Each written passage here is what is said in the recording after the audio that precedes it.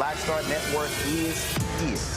Hold no punches. I'm real revolutionary right now. Support this man, Black Media. He makes sure that our stories are told. Thank you for being the voice of Black America, Roland. Stay black. I love y'all. All momentum we have now, we have to keep this going. The video looks phenomenal. See, this difference between Black Star Network and Black-owned media and something like CNN. You can't be Black-owned media and be scared. It's time to be smart. Bring your eyeballs home. You dig?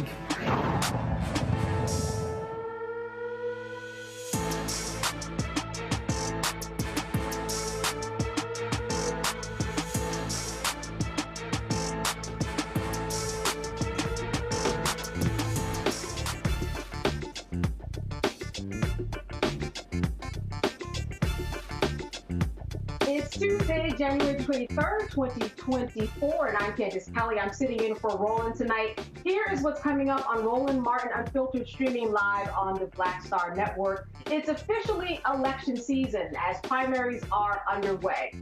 Do you know why we have the primary process? The National Political Director of People for the American Way will be here to explain if primaries really matter and will even predict who the next president will be.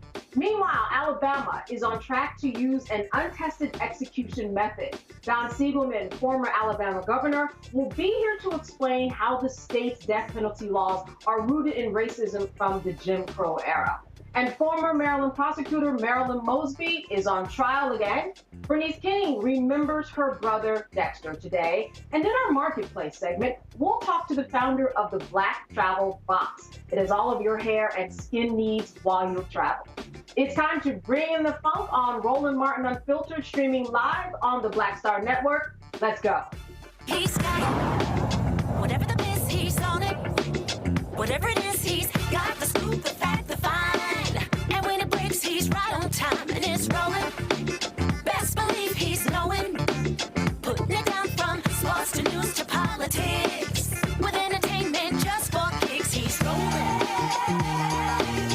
It's on go, roll, y'all. It's Roland Martin, yeah. Rolling with Roland now. He's funk, he's fresh, he's real, the best, you know he's Roland Martin now.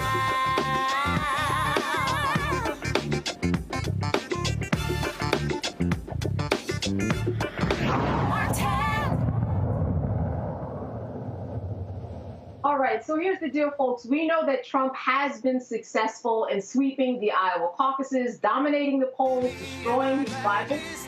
Yes, Trump is winning, but does that actually mean he is going to beat Biden? In fact, what exactly do the primaries do? What do they exactly predict?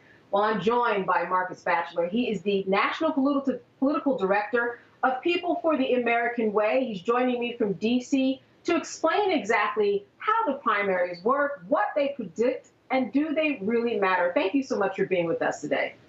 Absolutely. Thanks for having me. And yeah, you know, here's something that people, they see this process all the time, but they're not exactly sure what's going on. They know the winner, but really when we talk about these caucuses, why do we go to these states that are really primarily white? They're not representative of the demographics in the country, but we really do look at them to kick off the election season. Yeah, I mean, it comes from a very old tradition that I think, rightfully so, the Democratic Party has had very tough conversations over the last few years about these early contests, about what they mean to the nation, about what they mean to the future of every presidential contest.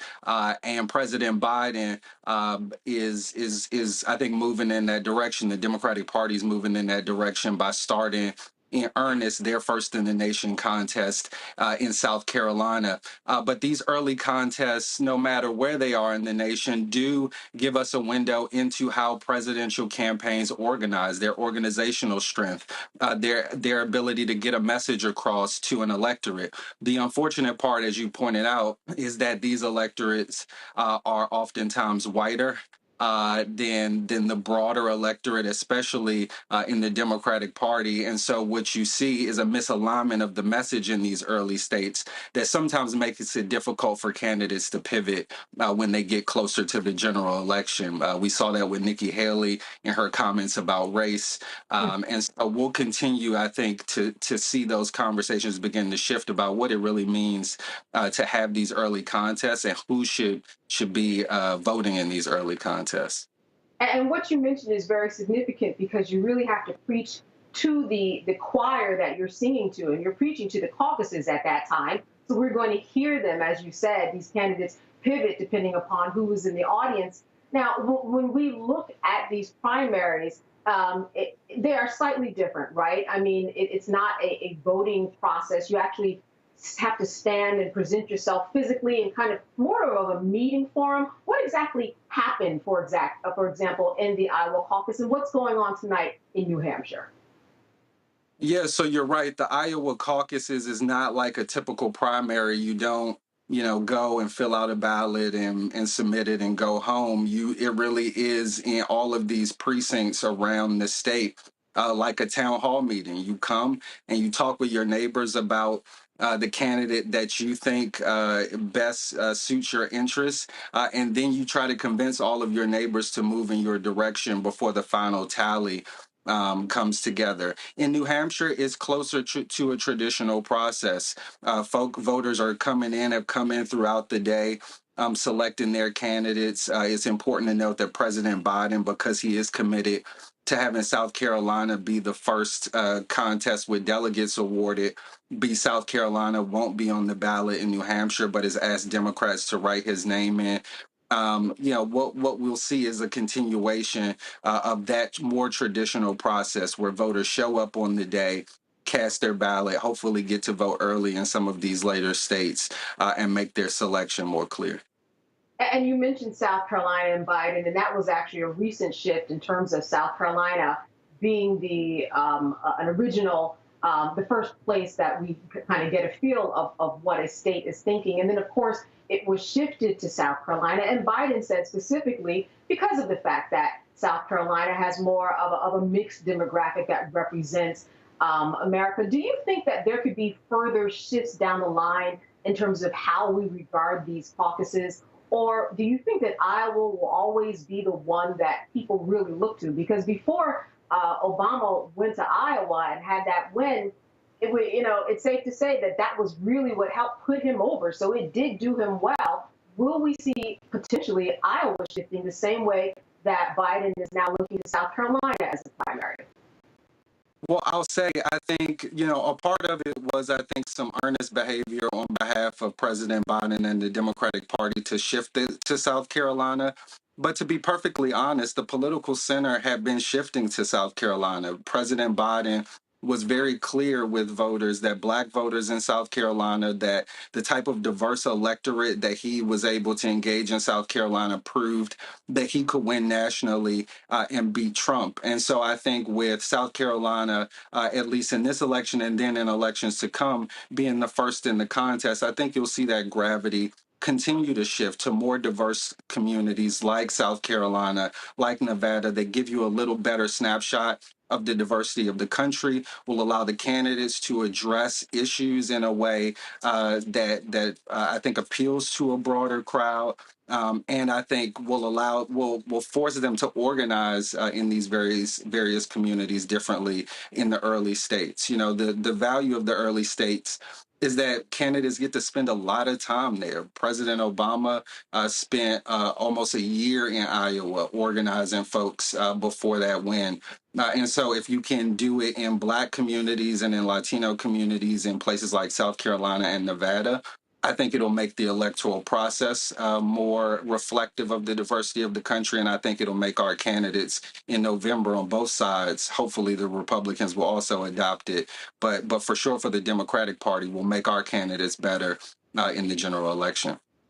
So let's say that Trump sweeps tonight in New Hampshire. Is that a clear sign that Haley should, get out of the race? Or does it really mean a lot when you're looking at a Trump and a Haley? Do you have to look at the political candidates, or has history shown us that if somebody's sweeping these primaries, it's time to get out like DeSantis and Christie.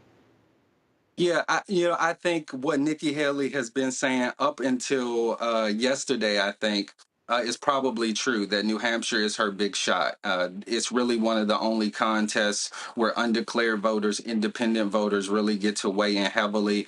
From exit polling, the polls close in about 50 minutes. From exit polling, it looks like about half of the electorate who are going to show up for the Republican primary are actually undeclared independent voters. So we'll see. I think, we'll see how she performs tonight. But I think it's true that none of the other Republican contests down the line are going to be like that. They will be more staunch Republicans, more conservative, more MAGA. And so if she can't completely, I think, overwhelm the former president tonight, I don't see much chance for her, even in her home state of South Carolina, where both her home state senators and the governor have endorsed Trump. So we'll see. She says she's committed to staying in the race beyond tonight, but I don't know how she gains much traction beyond this if she doesn't overperform in New Hampshire. And just because Trump could potentially sweep, perhaps tonight, we don't know, but we know he did that in Iowa. Historically, it really doesn't necessarily mean that he will win. No, that's absolutely right. I mean, he has won the Republican nomination before. He's won it twice, unfortunately, and has lost one of those elections.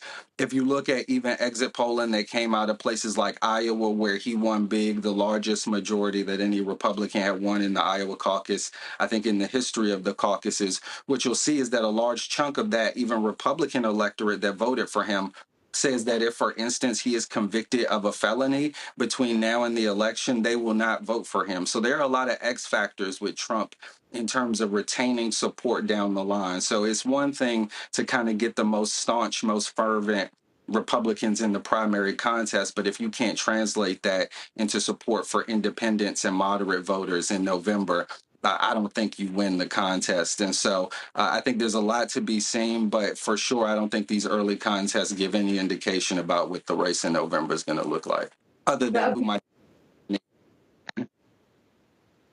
Right. Now, before I bring in my panel, what do you make of the fact that Trump really is just really bringing it to his party that he is a winner in this and that a lot of people do support him? Or is this just an Iowa thing? I think we'll see with New Hampshire results. Like I said, I think New Hampshire is going to be kind of the most moderate audience you get in terms of Republican primary goers for the rest of the contest, or at least for the next several contests. And so if we see, I think, a large rejection, or at least a sizable chunk of the electorate, of the Republican electorate shift from Trump, it might show some signs, but that doesn't seem to be the case. Even in New Hampshire, where Nikki Haley is polling, at least in some polls, close to Trump, you'll see that Republican voters, not independent voters, but Republican voters, over 70% of those voters are Trump voters. So I think he's very safe and secure in terms of securing the most fervent support in the primary. I just think it's going to be our job, and it's going to be President Biden's job in the months to come to show the distinction, to show the stakes come November to both the Democratic base, but also to independent voters. All right, well, I'm going to bring my panel in on the other side of this break, but stay with us. We're going to be talking more about the primaries. What do they really mean? And do they really predict anything? You're watching Roland Martin Unfiltered, and we'll be back after a break. A new year for a new you. Curl Prep Natural Hair Solutions at curlprep.com is an amazing organic line for curls, locks, braids, twists, and even those wigs and extensions. Women, men, and children are loving this line. Look at this video and you be the judge. People line up to see this product in action at hair shows, and when they take a seat and try it, they don't believe it's their hair. Buy the products at curlprep.com. It works on all hair types. Use code ROLAND, that's ROLAND, lowercase letters, to get a 15% discount. Parents, remove the ouch. You will love this system because you can comb the product through your child's hair with your fingers. Seasoned saints are loving the product. It's all at curlprep.com. Use code ROLAND, lowercase letters, to get a 15% discount. You won't believe it's your hair. Give me that bass, give me that beat.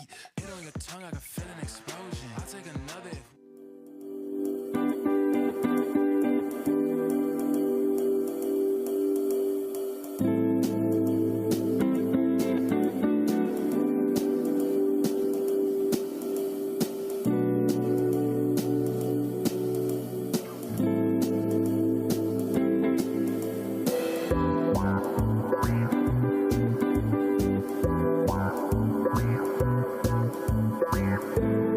Next, on the Black Table with me, Dr. Greg Carr, author Dr. Marilyn Mosby, on her astounding and enlightening new book, White Philanthropy, a history we're betting you've never heard before.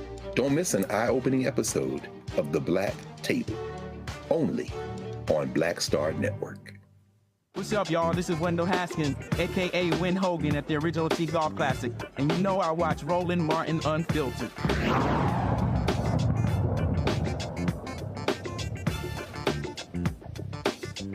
All right, we are back talking about primaries, caucuses. What do they actually mean in the long term, and do they really predict anything? I'm going to bring in my panel right now. I'm joined by Dr. Mustafa Santiago Ali. He's the former senior advisor for environmental justice with the EPA. He's coming to us from Washington, D.C. Also, Randy Bryant, a DEI disruptor, also out of Washington, D.C., and Derek L. Jackson of the 6th Legislative District in Atlanta, Georgia, a Georgia State representative. Good to see all of you and talk about this issue that I know certainly has a lot of people perplexed.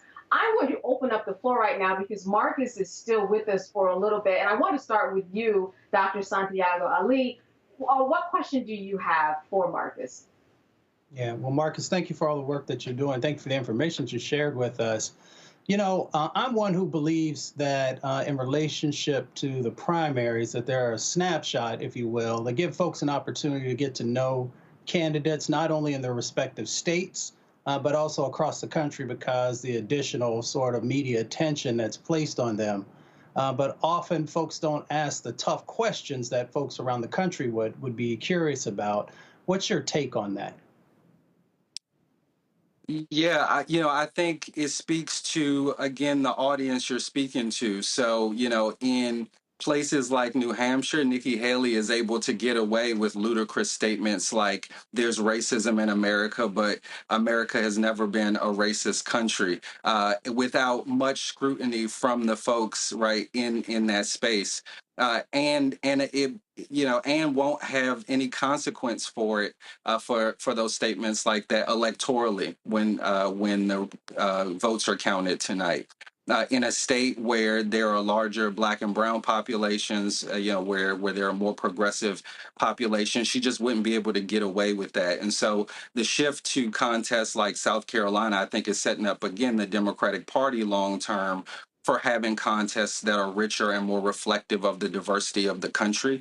But the Republican Party is going out of its way to, I think, stay in this silo and really narrow the conversation when it comes to their early contests. They refuse to shift to South Carolina, the first contest. I think Michigan is having 2 separate primary dates for some odd reason, just because of the calendar faux pas, the calendar feud between them and the Democrats.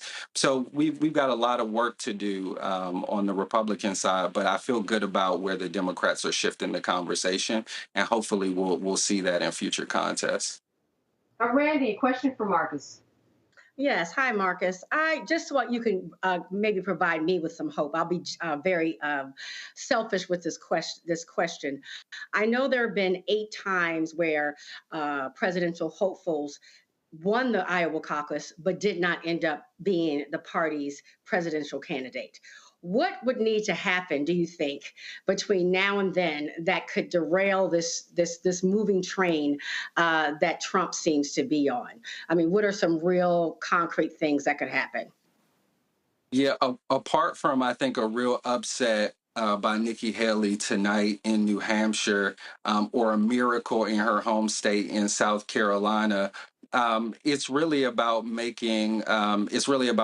one, continuing to make the stakes clear in the general election. In terms of Trump being the eventual nominee, I think there are a lot of voters who have said again that if he is convicted of a felony, if he's convicted of any of the crimes that he's been charged with, 90-something at this point, that they'd be less likely to vote for him even as the nominee. So if some of these convictions come down early, not very likely, then maybe that shifts the electorate. But I think Trump is proven right now, both in Iowa and probably in New Hampshire tonight, that he's pretty Teflon when it comes to the Republican electorate. So our job is going to be to really convince fair-minded folks, fair-minded Republicans, non-committed independent voters, and our deep base in the Democratic Party that we've got to turn out to keep him out of the White House. Derek. So Marcus, as an elected official, I've always been amazed that 27% of registered voters participate in primaries and only 61% participate in general elections. What can we do to close that gap to get folks more engaged in the primaries, which really decides the candidates that they will see in the general election?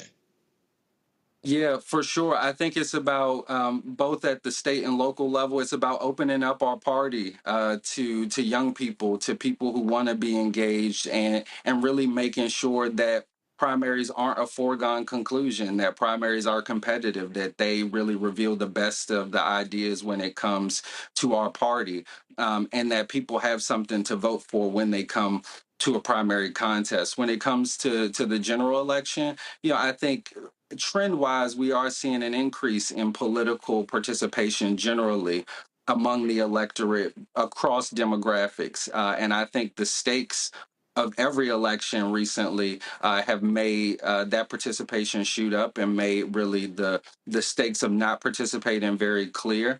But we have to be real. I think the Democratic Party has to be real, and as elected officials, we have to be real that there are people who are facing real despair and are losing faith in government, who see our institutions failing, who see that Congress has been less effective than this cycle than it's been in a generation, who see that it's failing to meet the moment in a lot of ways. And so we have a lot of work to do to restore faith in people's government, but we have to tell people that we don't have an opportunity to get any of these things right if we lose our democracy to a demagogue and a fascist like Donald Trump.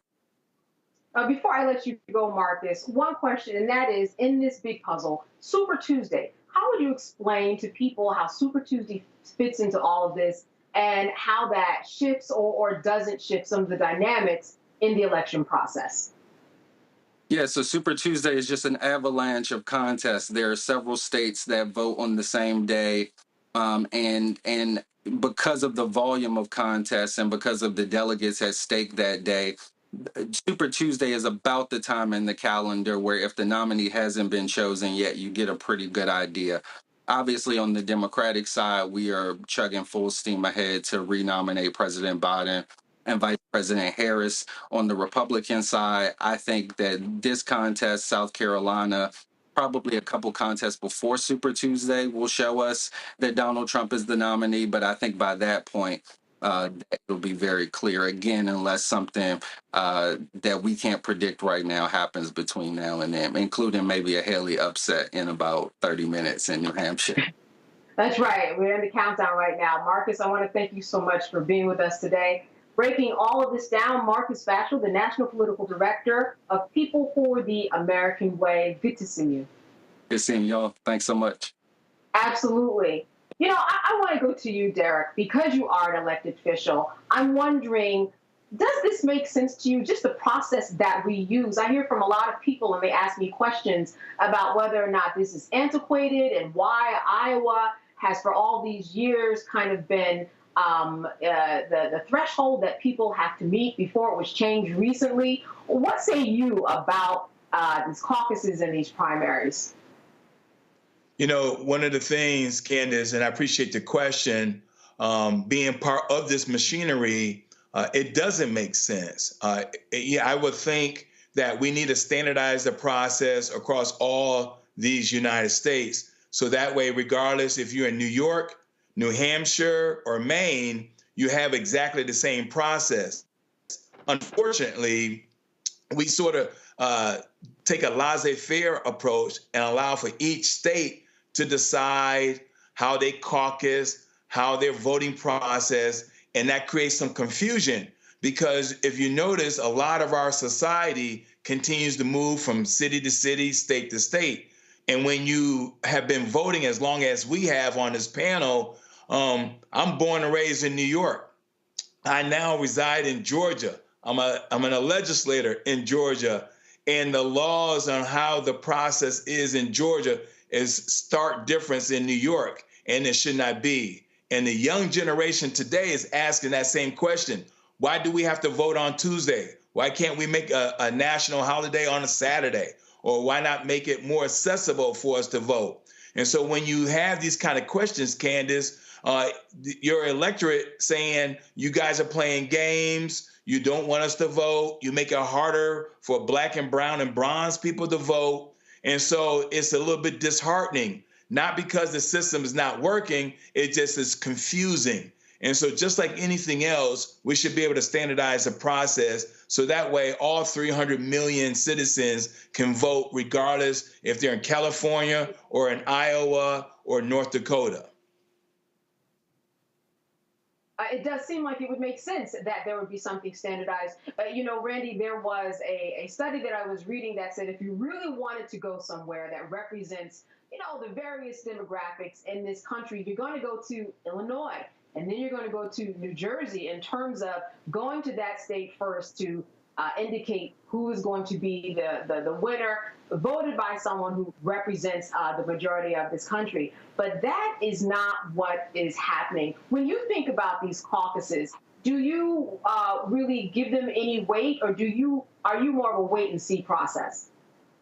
I certainly must pay attention to them because they can be predictive in some ways, but I believe that we have to be honest that more and more this process is not designed to be inclusive. It is not representative of America as it stands today. And to be very candid, I think that it's done purposefully. I believe that creating a level of confusion, making it where it is different from state to state of who can participate, if you have to just claim your party before you participate and things like that. I think it's done purposefully to make people say, well, you know what, I don't even understand the process, so I'm not going to participate in the process. And we know that if everyone felt as if they were welcomed into the process, then we would have different results. So, I do pay attention because I can't help but to, but I do believe that it is becoming more and more foreign. I don't believe it's any more serving us. It's serving us less than it even did in the past. So, Dr. Ali, as you pay attention to what's going on in New Hampshire tonight, as the numbers come in and all of that unfolds, what are your thoughts about if Nikki Haley does take control of New Hampshire tonight, comes out the winner? Again, does that have any bearing for you, or are you more of, I'm just going to wait and see how this ends up, because you just never know with these caucuses, because sometimes they don't mean a thing? Yeah, I think it's more the latter. The caucuses give people an opportunity to participate in their respective states. But the reality is I don't think that these early caucuses actually give a true snapshot of what's going to actually happen. We know that Nikki Haley's strategy, and this is just my assumption, of course, I'm not affiliated with their campaign or anything, is to stay in the race as long as possible. If I was advising her, because she's waiting for one of these court cases on Donald Trump to actually play out, and then she will be the only candidate who's still officially in the race because DeSantis dropped out and a number of the other people have already dropped out, of course. So if you're thinking about strategy, even if she can't win in South Carolina, if she can continue to hold on, then she still has a chance of being the Republican nominee. Everybody knows I am not a Nikki Haley fan in any sense of the word. But we should actually critically think about what's playing out in front of us. And, you know, if you are the last person standing, then you have a good chance of being the nominee. Now, that does not mean that Donald Trump will not fight back and, you know, try and find a way to maneuver his way around whatever the sets of rules that Republicans may have in place. So, Representative Jackson, tell me, you are making you the advisor for Nikki Haley. What are you telling her tonight? I don't think she was my advice. But listen. Well, let's say you're in her side. I mean, are you telling her, listen, we can do this? Or even if you are working for her in her camp, are your eyes opened up at this point that it's not going to happen? You know, I would tell her three things. First off, paint the picture of your opponent, right?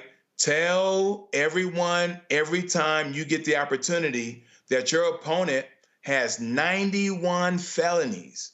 No one in the history of the United States ever had 91 felonies, 4 indictments within 4 months, 2 impeachments within 4 years. And then the second question after that, Nikki Haley should say, if you own a business and you had 2 potential employees, one having 91 felonies, would you hire that person? And 10 out of 10 would say no. The third point, Candace, I would tell Nikki Haley is this. As Doc alluded to it, continue to tell your donors to stay in the fight, because we also know there's another dimension to this. It's one thing to go from state to state and caucus and try to woo voters to vote for you, but it's something else to have the dollars to sustain your campaign. And that's what this is all about too.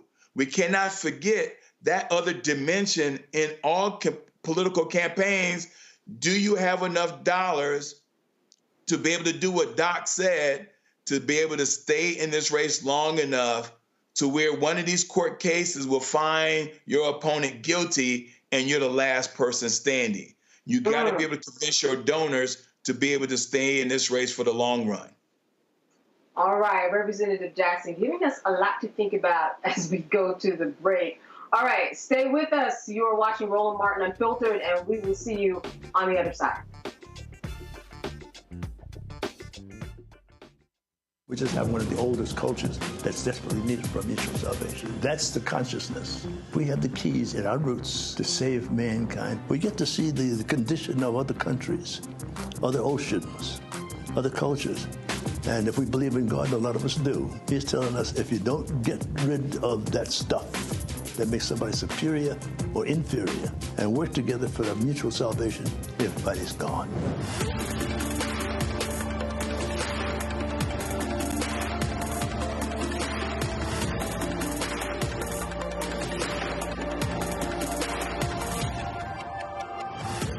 Grow your business or career with Grow with Google's wide range of online courses, digital training, and tools.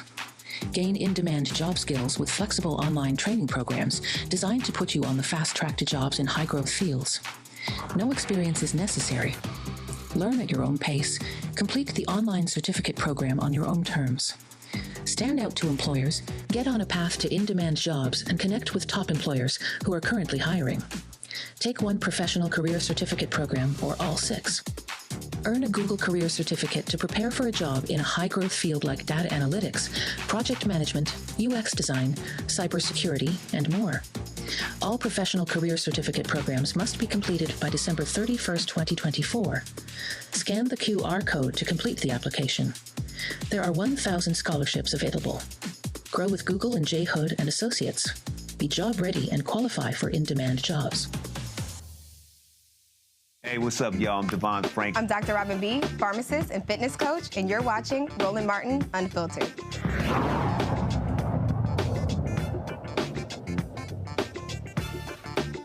This Thursday, the state of Alabama will use an untested method for execution, nitrogen execution. A gas mask will replace breathable air with nitrogen, depriving the inmate of oxygen. This will be the nation's first execution attempt with this method. Alabama's death penalty laws and how they are applied are rooted in racism. And currently there are 165 people on Alabama's death row, 115 of those who were sentenced to death by non-unanimous juries. In 2020, the Supreme Court determined that non-unanimous jury verdicts that originated during the Jim Crow era in 1870 were unconstitutional. After 2020, all states except Alabama abandoned this racist practice. However, 115 people, 54 of whom are Black, were sentenced to death by this old Jim Crow law.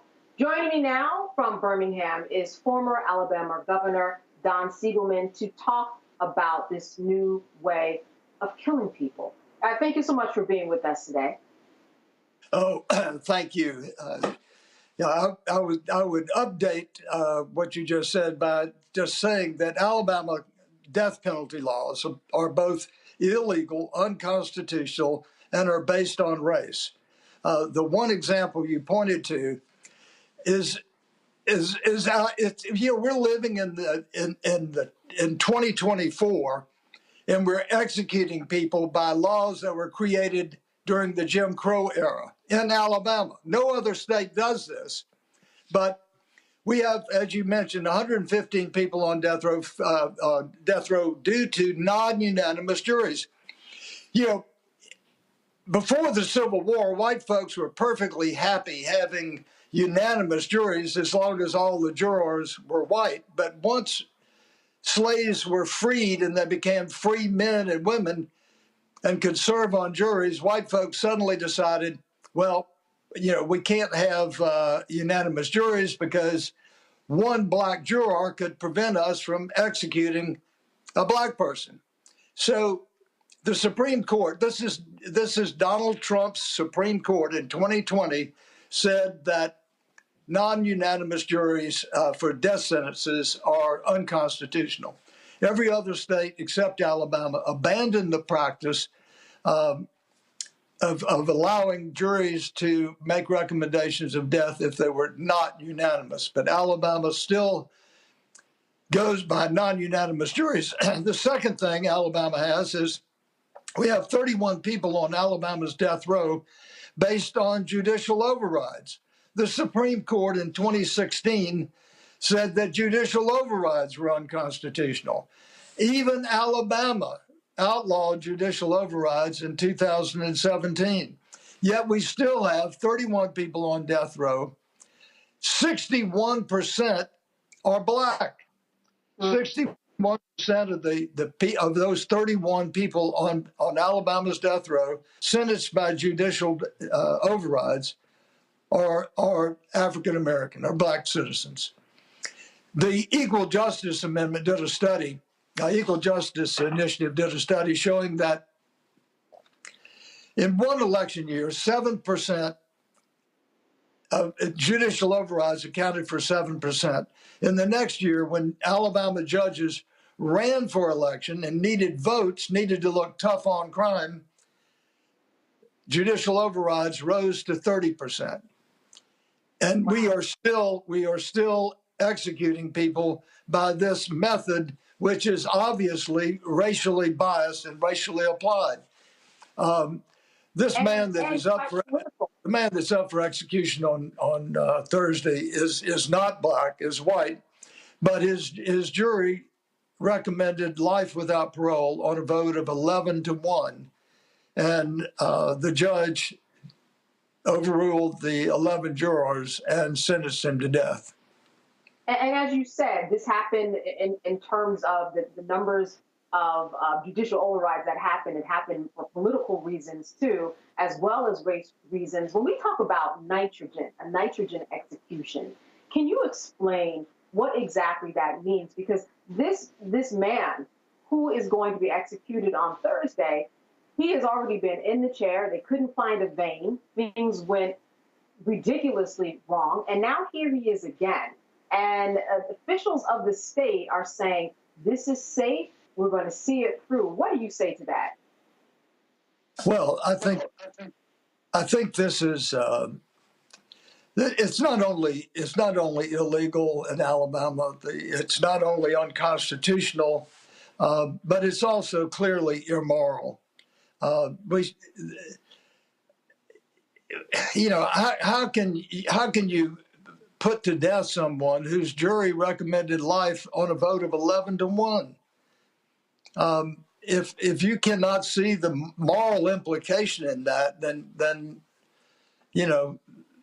something's wrong. You haven't read your Bible or haven't gone to church very much. But I know Governor Ivey is a regular member of the First Baptist Church in Montgomery, and they preach and study the Bible, and they understand Proverbs 24:11 says, "Rescue those unjustly sentenced to death." This man has clearly been sentenced unjustly. And you ask about nitrogen hypoxia. It is simply suffocation. It's like someone described it as drowning in your own vomit. So, this is, I would ask everyone within the earshot of my voice to call the governor's office and ask or demand that this execution be postponed and give the legislature a chance to address these issues. The governor's number is easy to remember. It's 334-242-7100. This execution should not go forward for many reasons. And Alabama legislature needs an opportunity to fix our racially biased death penalty laws. And you mentioned something. You mentioned that it is like someone who is drowning in their vomit. A mask is actually put on a person, and then this nitrogen execution begins. But so many things could go wrong. Number one, somebody could actually vomit in that mask and actually suffocate that way.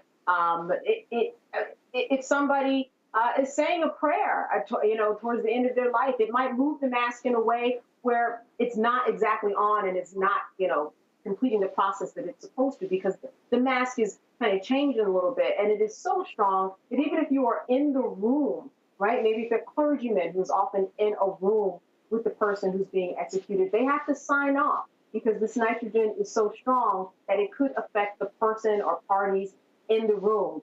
It is serious business when you have this nitrogen, and as you said, it sets a precedent.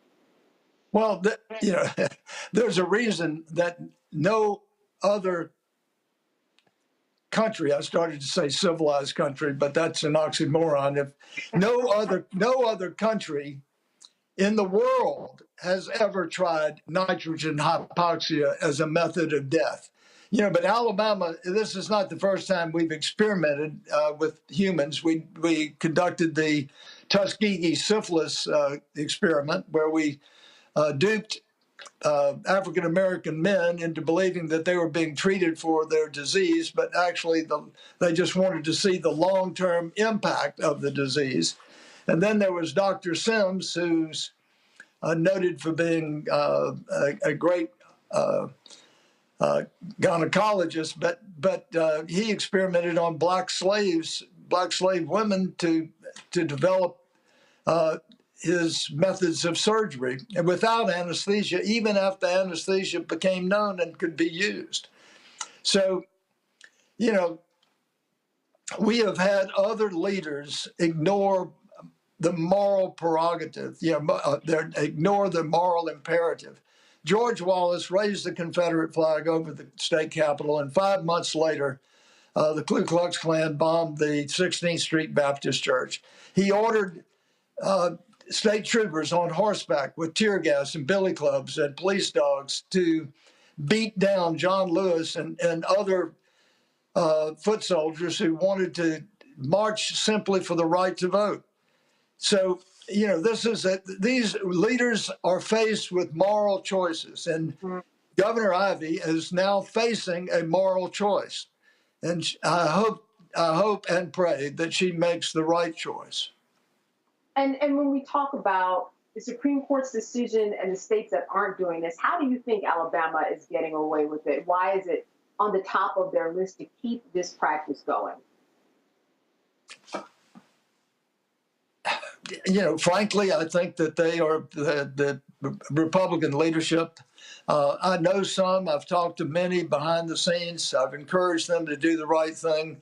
Many of them understand the moral imperative, but are afraid to, as one leader in the state house put it, why should I stick my hand into a buzzsaw? They understand that this is wrong, but they're reluctant to step forward and do what is morally right. All right. Well, thank you so much for that information. Really, this is an experiment that we will all be watching, and thank you for contextualizing all this information. From Birmingham, Alabama, former Alabama Governor Don Siegelman, good to see you. Thank you so much. And call the governor's office and tell her to stop this execution. All right. Thanks for the word. We will be back after this break. More with Roland Martin Unfiltered and my panel, and of course, some other great guests when we come back. On a next, A Balanced Life with me, Dr. Jackie, we're going to be talking about common sense. We think that people have it, know how to use it, but it is something that people often have to learn. The truth is, most of us are not born with it, and we need to teach common sense, embrace it, and give it to those who need it most, our kids. So I always tell teachers to listen out to what conversations the students are having about what they're getting from social media, and then let's get ahead of it and have the appropriate conversations with them. On a next, A Balanced Life with me, Dr. Jackie, here at Black Star Network.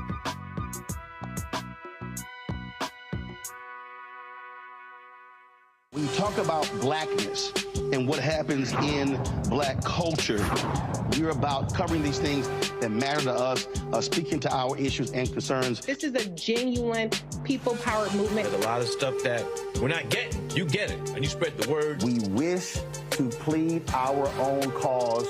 Too long have others spoken for us. We cannot tell our own story if we can't pay for it. This is about covering us. Invest in black-owned media. Your dollars matter. We don't have to keep asking them to cover our stuff. So please support us in what we do, folks. We want to hit 2,000 people, $50 this month, raise $100,000. We're behind 100,000, so we want to hit that. Y'all money makes this possible. Checks and money orders go to P.O. Box 57196, Washington, D.C. 20037-0196. The Cash App is $RM Unfiltered. PayPal is R Martin Unfiltered. Venmo is RM Unfiltered. Zelle is Roland at RolandSMartin.com. Me, Sherry Shepard, with Sammy Roman. I'm Dr. Robin B., pharmacist and fitness coach, and you're watching Roland Martin Unfiltered.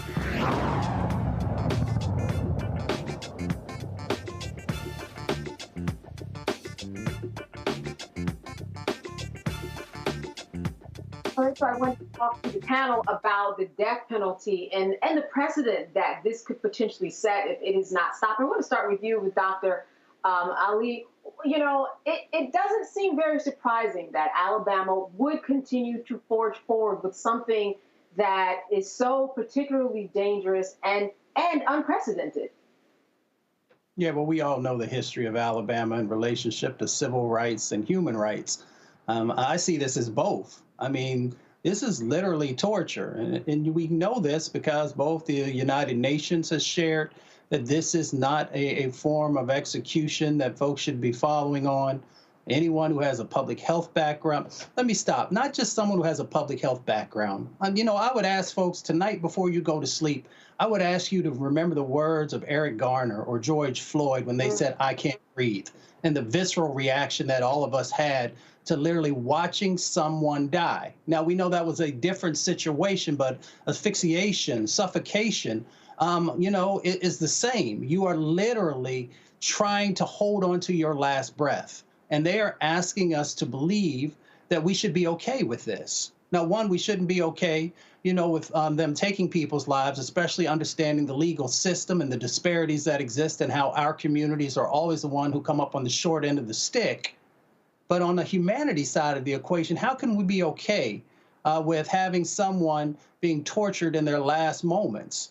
So, you know, we should really get engaged for those who truly care about humanity, for those who care about the disparities that are going to exist, and there will be a number of Black men and women who will lose their lives as we continue to move forward, utilizing, these methods. So it's actually, it's not like we don't have power in this moment. We have the power to actually raise our voices, to pick up these phones, to send an email, and to engage with elected officials. Randy, I think what's so interesting about this case in particular is that this man, as I said before, they couldn't find his vein before in order to give him a lethal injection. And so as a result of that, he had to go through therapy because he was going through PTSD because of the result of having been in the death penalty chair and having had it not go through. And it's interesting that we practice the humanitarian part of it and give him therapy and nurse him through all of this, only to set him up for something like Thursday, which is the nitrogen mask. There's nothing humanitarian about this, and no one needs to pretend as if it is. It's insulting that they would try to convince us that there's anything humanitarian about what has happened to this human. Right? At the end of the day, this is a human. But, as the great doctor just said, there's a long history of Alabama ensuring that we know that Black lives do not matter. And this would be a very different situation if we were dealing with primarily non-Black people. But Black lives have not mattered. And I say that, regretfully, as a person whose family is from Alabama, and I'm a graduate of Tuskegee University. But this is the legacy of Alabama. What is striking to me, anytime the Veterinary Association, vet medicine, says this is cruel, we will not use this on mammals because it's cruel, right? We won't use it on dogs and cats, but we will use it on primarily Black males. That shows us what this country says. It shows us why we are still screaming Black Lives Matter, right? It's a perfect illustration that we are still being treated as we're 3/5 of a human being, because our torture, us torturing us is not given the same attention as it would for a dog or a cat. Because let me tell you something. If they said that they were doing this to some dogs, I promise you, there would be outrage from all people, not just Black people, all people. They would march in the streets if I said they were out there doing this to dogs. But let it be Black people who are being killed for the most part. It's like, oh, well, we really have to pay attention to it. And so I do encourage everyone who is watching now we can do something. People are affected. Politicians do listen to public pressure. So let's put some pressure on. And Representative Jackson, when we talk about the pressure, who really are the exact powers that be that you put pressure on where you think it really makes a difference? Who is going to be listening to the message of the please stop this, and they can really make a change? That's an excellent question. I always tell folks there are 3 executives in our government: the president, the governor, and mayors. Those are the 3 executive branch. So when you think about applying the pressure that Randy is referencing, the president, the governor, and mayors. But you also have to ask the question, while we apply this pressure, Candace, is how did we get here? How did we get here? And we got here because, see, a lot of my friends on the other side of the aisle, my Republican friends, they always say, why do you, Derek, always got to bring up slavery? Because that's what you all were doing during slavery. You would take a Negro, put him to a tree, and lash him. Or you would lynch them. And that was their form of capital punishment. And it was designed to deter that behavior of running away or trying to escape or fighting back. But even if you look at, fast forward from Reconstruction to 1973, 1973, why am I pointing 1973? because since 1973, 196 citizens were exonerated who were on death row. 60% of that 196 were African-American men.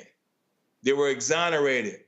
Just last week, a Black man who spent 44 years of his life was also on death row, was just set free. Just set free because the DNA and where they said the crime was committed, he was not even physically in the same geographic location. And he spent 44 years. And he just went back and sued that state to give him more money because they wronged him. The entire system had wronged him. And so when you think about, to Dr. Ali's point and to Randy's point, Candace, you have to ask the question, how did we get here and what we need to do to resolve it? Because just simply saying, I can't breathe 14 times is not enough for them. But the resolution, as you pointed out, is that you go to executive because that is where your voices are heard. In fact, you have voted these people into those positions. They're supposed to do the work that you want. That's exactly right. See, because the last time I checked, there are more citizens in the United States than there is a president. There are 50 governors. There are more citizens than 50 governors. And Lord knows we got 19,000 cities. There's more than mayors. And so when we mobilize and know what we want to ask for, Candace, and we want to ask and say, no more capital punishment. See, because those who are pro-life, they'll say, yes, we're pro-life. We don't want no more abortion, done with Roe v. Wade, but then yet they're for capital punishment. You can't square this both ways, evangelicals. You can't say you're pro-life over here, but you're all about death penalty over here. Right. A real oxymoron there. All right. Well, this is certainly something that we're going to be following, especially on Thursday, to see exactly what happens. All right, we are going to go to a break, but more of a panel and other guests. You're watching Roland Martin Unfiltered, and we'll be right back. On the next Get Wealthy, with me, Deborah Owens, America's Wealth Coach, nurses are the backbone of the healthcare industry, and yet only 7% of them are Black. What's the reason for that low number? Well, a lack of opportunities and growth in their profession. Joining us on the next Get Wealthy is Needy Bartonelli. She's going to be sharing exactly what nurses need to do and what approach they need to take ownership of their success. So the Black Nurse Collaborative really spawned from a place and a desire to create opportunities to uplift each other, those of us in the profession, to also look and reach back and create pipelines and opportunities for other nurses like us. That's right here on Get Wealthy, only on Black Star Network. Next on The Frequency, we're talking about racism. My guest, Danica Moore, comes on to discuss her fight against racism that she and her daughter face. The thing about racism, you can't outrun it, you can't control it, you can't predict when it's going to happen to you or your seed. She's also going to give us solutions on how to handle the situation. That's here on The Frequency on the Black Star Network. Hi, I'm Jo Marie Payton, voice of Sugar Mama on Disney's Louder and Prouder Disney Plus, and I'm with Roland Martin on Unfiltered.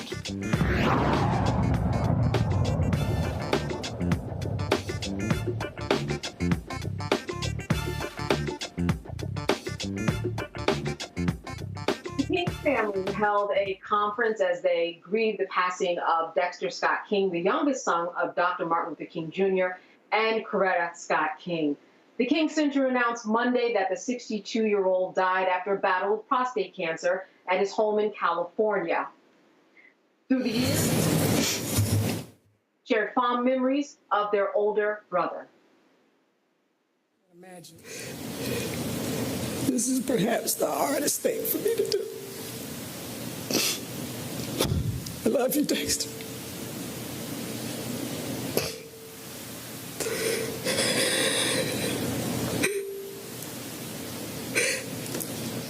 There's a lot I can say about my brother. Growing up, I remember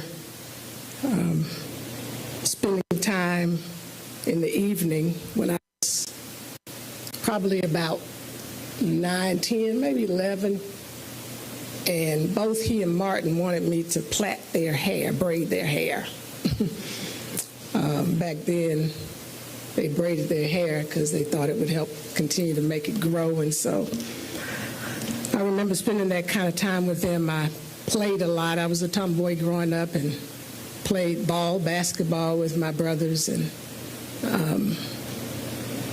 until I had sense, I actually played football with them in the front yard.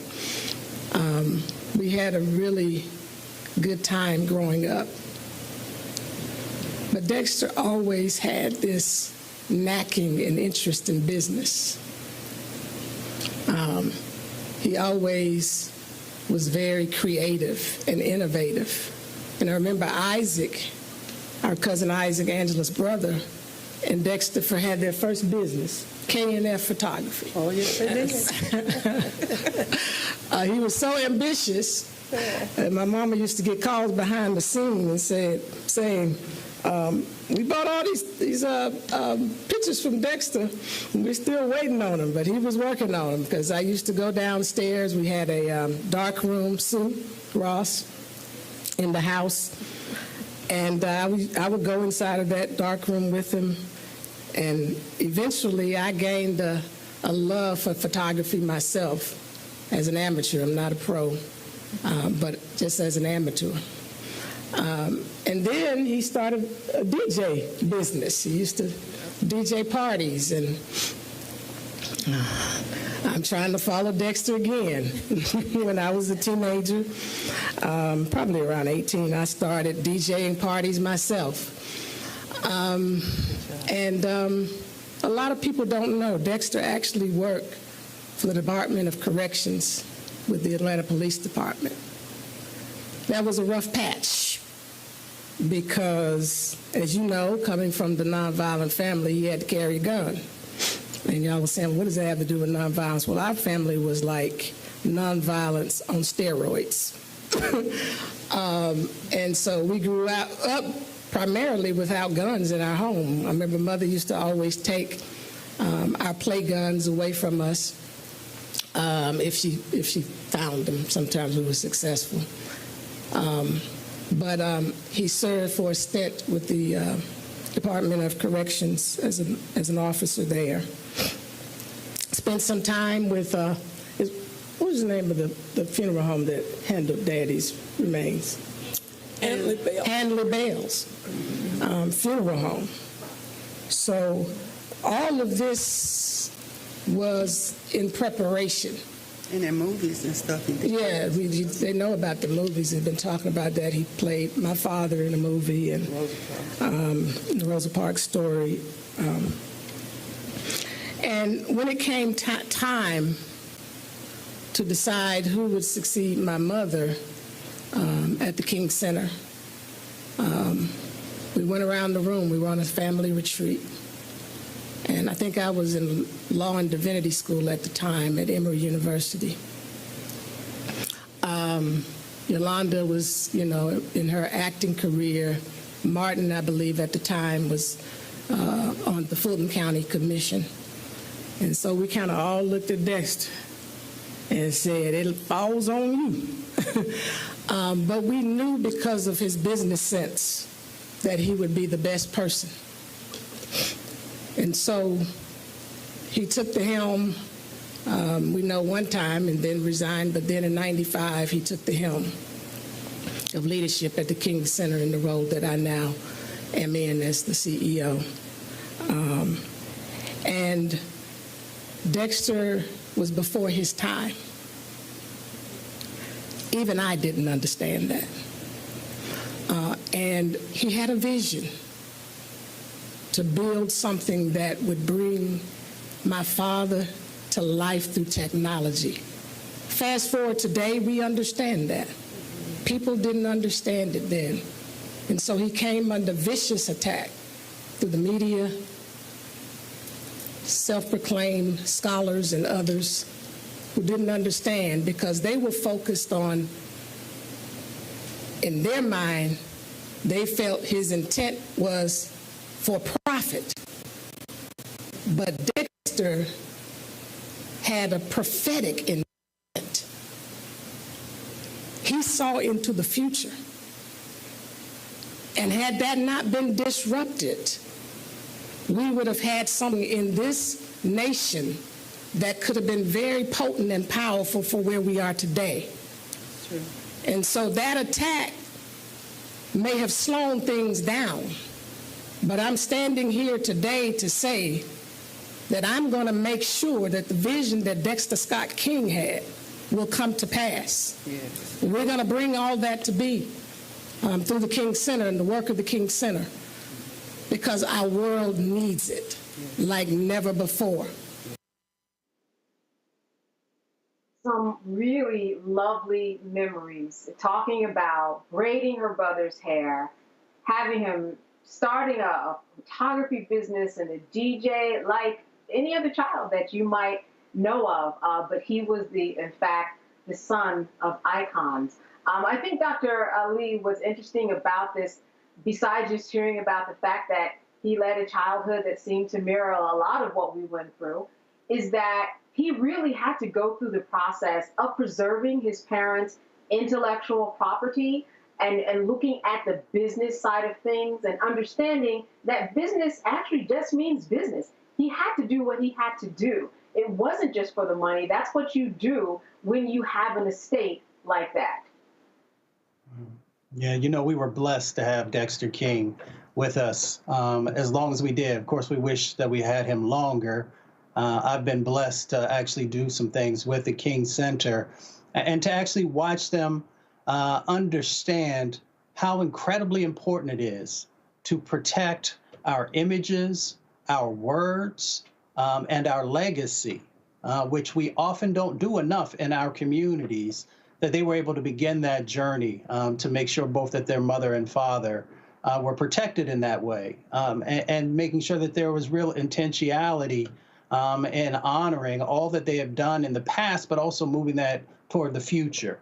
I think one of the other unfortunate gifts that Dexter is leaving us is the same lesson that thankfully Lloyd Austin is still with us about how significant prostate cancer is in the Black community.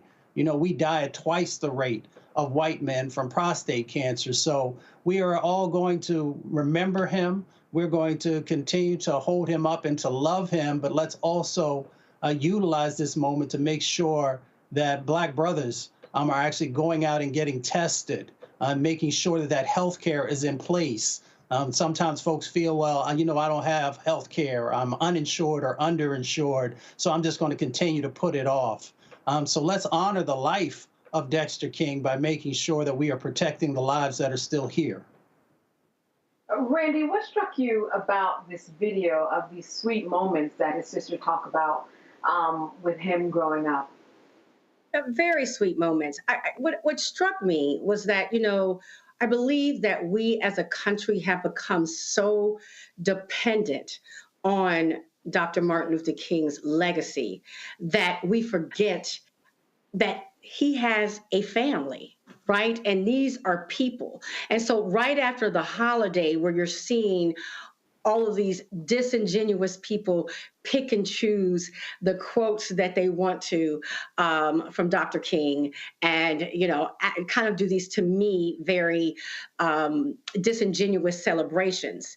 It really, to me, brought it back that these are people. These are people who are still striving to make things better for our country, so that we are living up to who we said that we are and who we want to be. And so I think it was a reminder, because I believe that they are used almost as pawns. I believe that people have forgotten their humanity. And so that's what struck me, is like she brought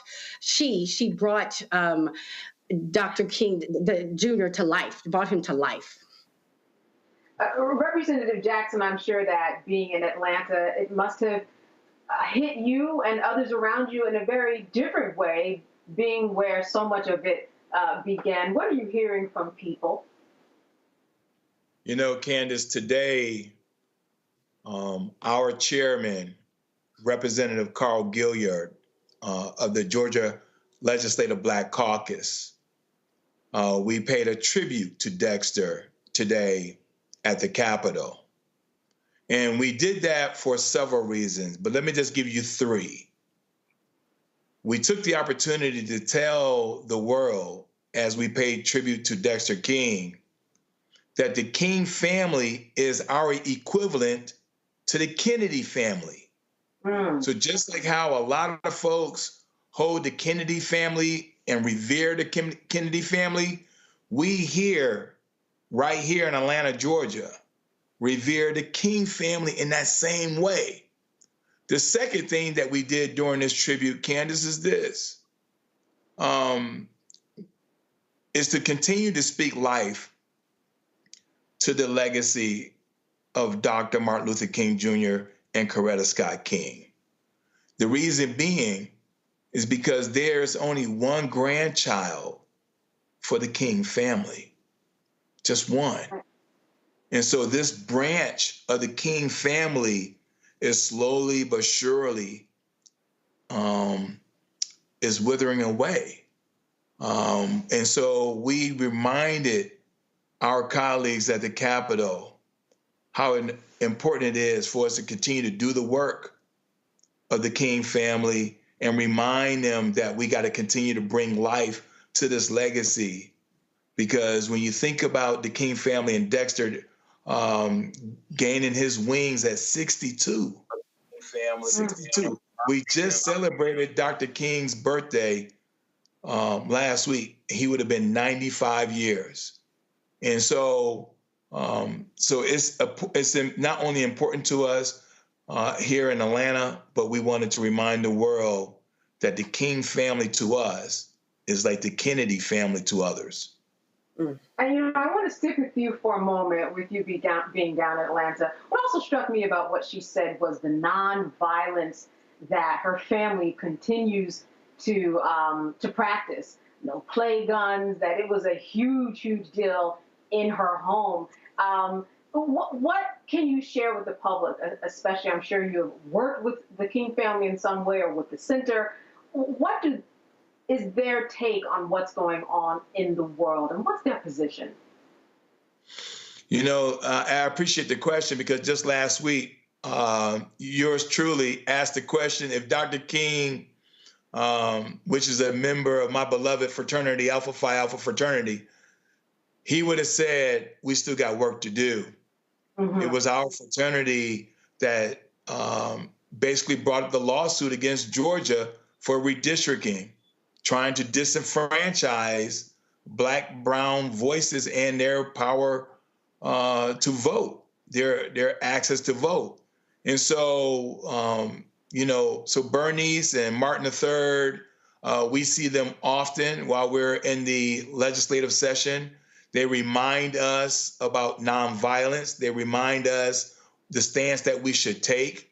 I'm also the chair of our gun safety committee. And I just spoke just today, the number of lives that have been taken from us because of guns. And we're not advocating that you should not own a gun, but what we are saying that you don't need an AR-15 or AK-47 to protect you and your family.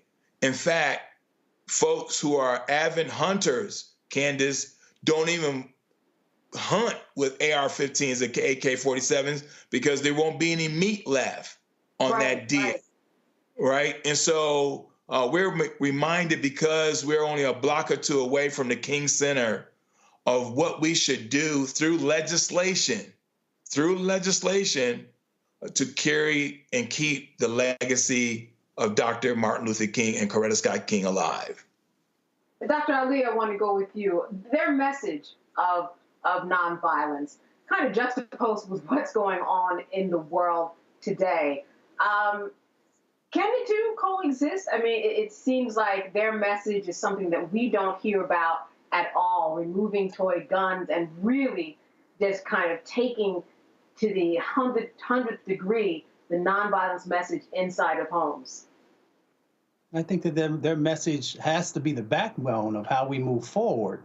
You know, we live not only in a violent society here in the United States, but also that violence has found fertile ground in other locations across the planet.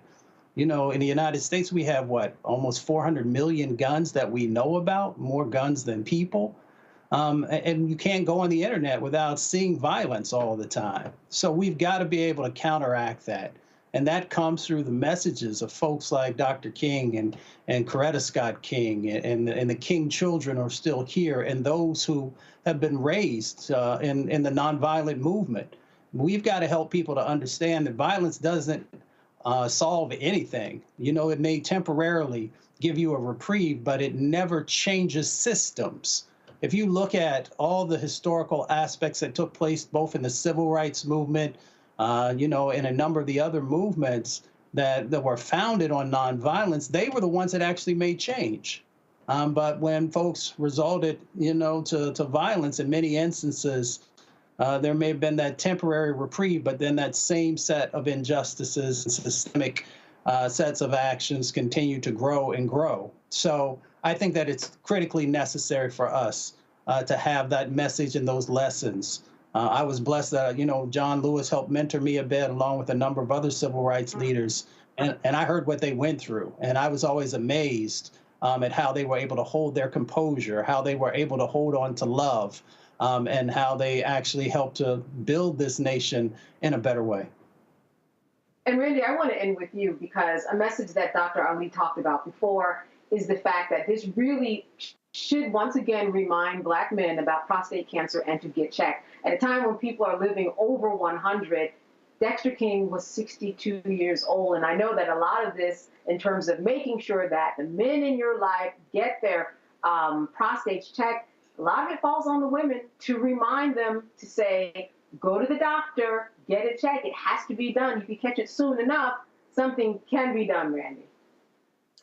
Absolutely. You know, I believe that Dexter King would feel fulfilled if his passing could continue to save Black lives, that he served even in death in protecting and helping us to live longer and better lives. So I do hope, again, that everyone out there is listening, and it serves as a reminder to get checked out and to remind all the men in our lives to ensure that they are regularly being checked, because our rates of dying from the disease are very disproportionate. All right, Dexter King, quite a legacy, and as his sister said, really someone ahead of his time, and his legacy continues. You are watching Roland Martin Unfiltered on the Black Star Network. We'll be right back after the break. Hatred on the streets, a horrific scene, a white nationalist rally that descended into deadly violence. White people are losing their damn minds. An angry pro-Trump mob storms the U.S. Capitol. We're about to see the rise of what I call white minority resistance. We have seen white folks in this country who simply cannot tolerate Black folks voting. I think what we're seeing is the inevitable result of violent denial. This is part of American history. Every time that people of color have made progress, whether real or symbolic, there has been what Carol Anderson at Emory University calls white rage as a backlash. This is the rise of the Proud Boys and the Boogaloo Boys. America, there's going to be more of this. Here's all the Proud Boys, guys. This country is getting increasingly racist in its behaviors and its attitudes because of the fear of white people. The fear that they're taking our jobs, they're taking our resources, they're taking our women. This is white fear.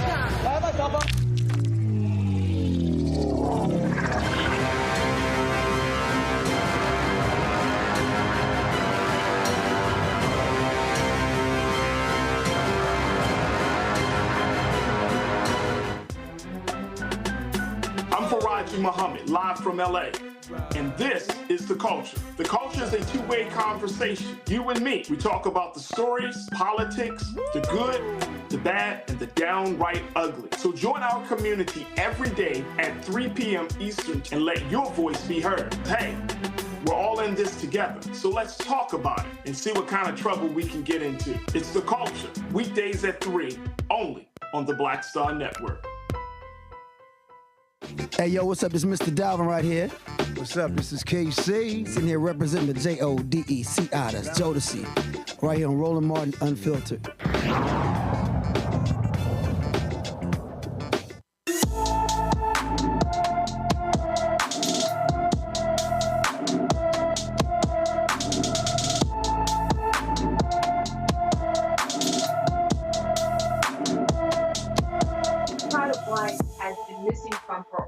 Florida home since December 19th, 2023. The 18-year-old is 5 feet 3 inches tall, weighs 120 pounds, and has black hair and brown eyes. Anyone with information about Tyler Bryant is urged to call the Orlando, Florida Police Department at 407-246-2470. All right, in Baltimore's former top prosecutor, Marilyn Mosby, is on trial again. Mosby, she's back in federal court facing fraud charges related to mortgage documents for 2 vacation properties in Florida. Federal prosecutors claim Mosby provided false statements to 2 separate mortgage lending companies as she moved to secure funds to purchase homes in Kissimmee and Longboat. Mosby maintains that she did nothing wrong. In November, she was convicted of 2 counts of perjury after she was charged with lying about her finances to withdraw $90,000 from her city retirement accounts to buy the 2 Florida homes. Meanwhile, in Texas, a Texas school district superintendent is defending the continued suspension of a black student for his hairstyle. Superintendent Greg Poole took out a full-page ad in the Houston Chronicle saying being an American requires conformity with the positive benefit of unity, referencing strict codes at military academies. Darryl George has been suspended repeatedly by the Barbers Hill Independent School District for his lock hairstyle. The teen's family filed a federal civil rights lawsuit saying that the punishment violates the Crown Act, which became law in Texas in September. The law is intended to prohibit race-based hair discrimination. Now, in Poole's letter, he explains that the district's policy doesn't prohibit wearing locks or braids, but it limits hairstyles for males, banning anything that would allow their hair to extend below the top of a t-shirt collar, below the eyebrows, or to the earlobes when let down. Now, the George family has filed a lawsuit against Governor Greg Abbott and State Attorney General Ken Paxton in Texas Southern District Court, arguing that they failed to enforce the law outlawing hairstyle discrimination. And finally, the family of Georgia deacon John Holman says his civil rights were violated when he died in August. Holman's family has filed a lawsuit against the city of Atlanta, the Atlanta Police Chief Darren Shearbaum, and former APD officer Karen Kimbrough. Johnny Holman died after Kimbrough tased the 62-year-old following a verbal dispute over a traffic citation on August 10th of 2023. In the 63-page complaint filed this week, the attorneys for the Holman family claim Kimbrough used excessive force and that Atlanta Police Chief Darren Shearbaum and the city of Atlanta have widespread patterns and practices of excessive force.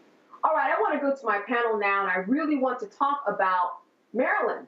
I want to talk about this former top prosecutor in Baltimore. I want to start with you, Representative Jackson. What do you make of Mosby and her trial? Some people have called it just a witch hunt. She is saying, look, I was really an inexperienced realtor. That's what the opening statement said in her defense. But other people are saying, no, you are smart enough to know better. You took this money. You've already been convicted of perjury. And now we have to deal with these homes that you got illegally. You know, Candace, I'll be the first to admit never to rush to judgment I mean, we got a situation right here in Georgia with that's prosecuting Trump. And, when you get these allegations like this, immediately, the narrative, especially if they're African-American, the narrative is immediately, oh, you're guilty. You should know better, right? But again, not to pivot, I'm looking at a 77, 78-year-old man where the judge continued to tell him, stop attacking an 80-year-old woman, and you're going to be thrown out of court. But yet he gets a pass, right? I mean, we're making all concessions for him, but yet when we have a prosecutor, that they say should know better, you should know the law, but yet we don't apply the same pressure to an individual that occupied the Oval Office, the highest office in the land. And so I try to look at things apples to apples, Candace, to answer your question.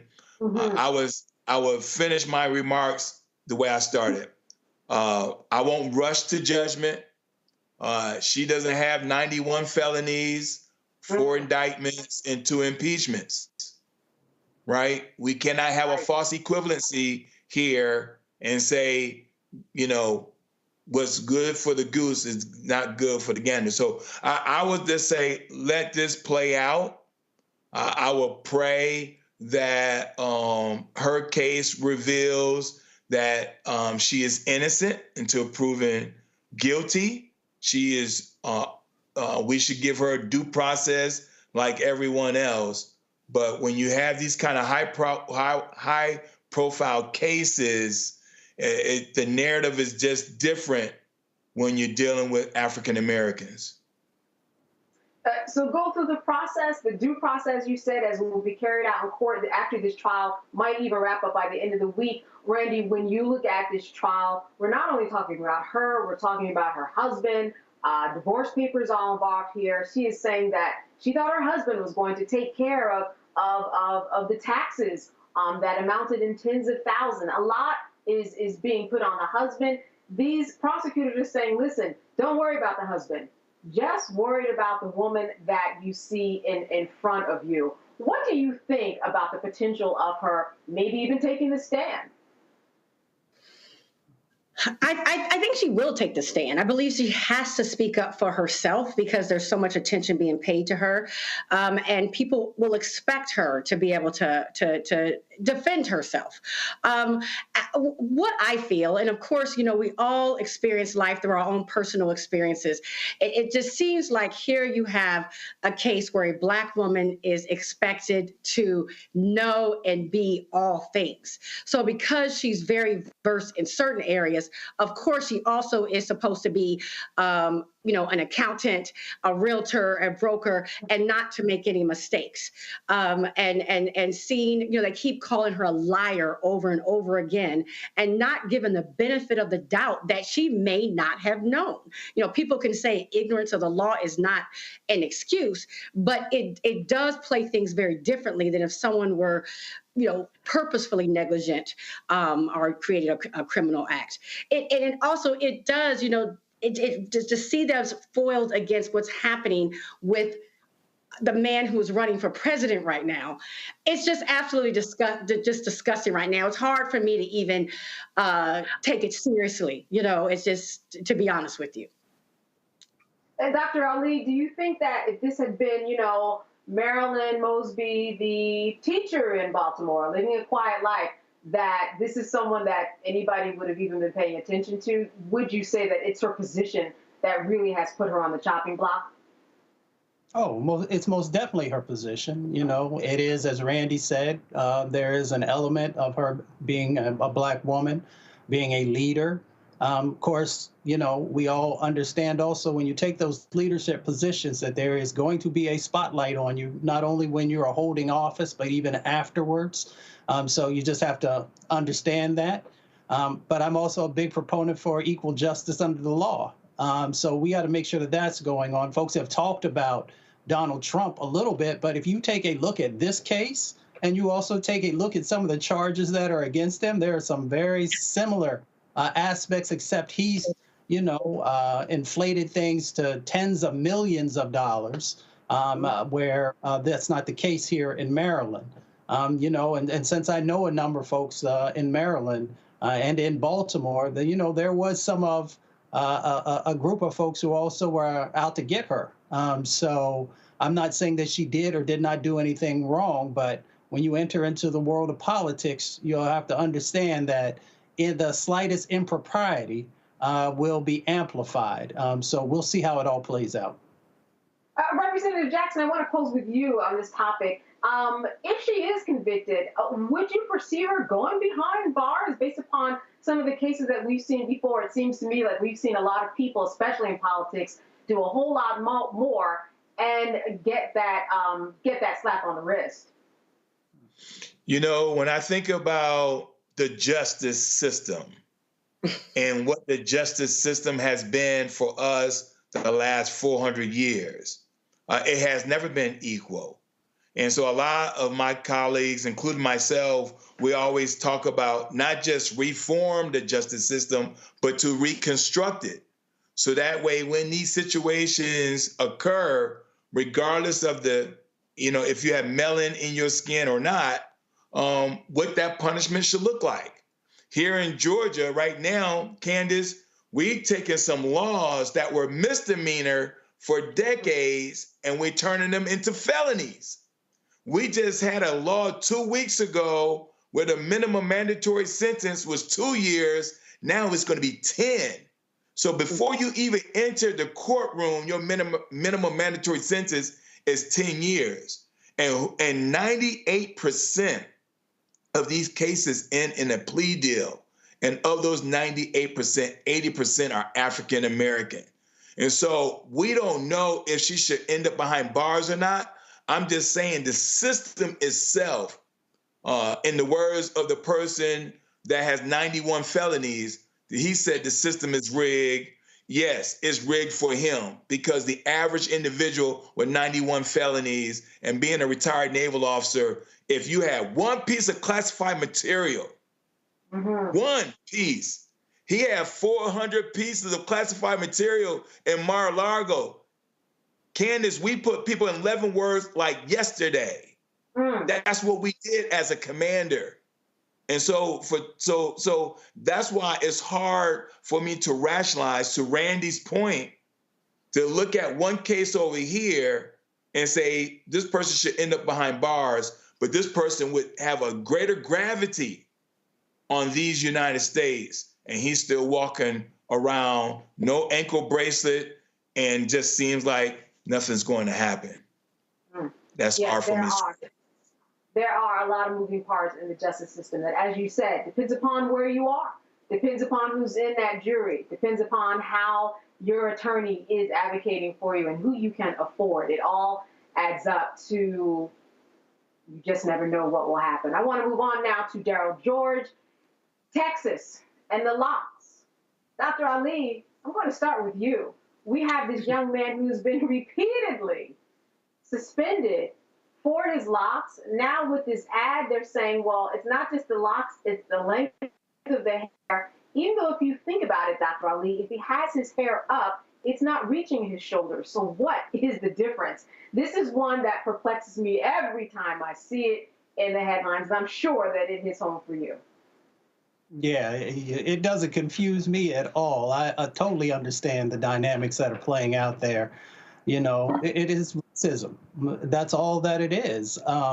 It's interesting. How do they know how long this young man's hair is? Because he does. Every time I've seen him, whether on video, TV, or in pictures, he's had his hair, braided up. So how do you know how long his hair is? But that's not even the problem. The thing really is I encourage folks to actually go out and do some research about the history of America and black hair. And if you understand that when they kidnapped us from Africa and began to bring us over here, they understood that there was a cultural tie to our hair. It even talked about where you came from and the status that you had in the places that you lived. So they would shave our heads, both men and women, so that folks who came from different tribes or different nations would not know each other, and so that assimilation process could begin. Fast forward to 2023 and 2024, once again, they are trying to strip away this young man's culture. They're trying to strip away his identity. And they're also, as we talk about on this show, very regularly trying to make sure he understands who holds the power. You should have self-autonomy.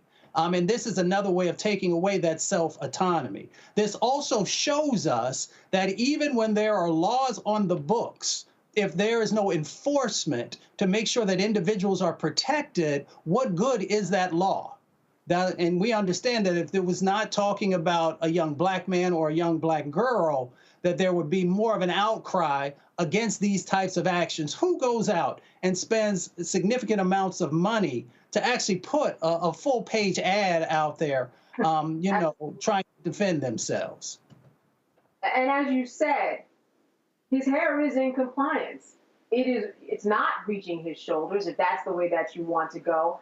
Randy, who is his hair bothering? It's bothering the people who, as Dr. Ali said, really don't like the culture of the hair and are now, at the end of the day, following the Crown Act.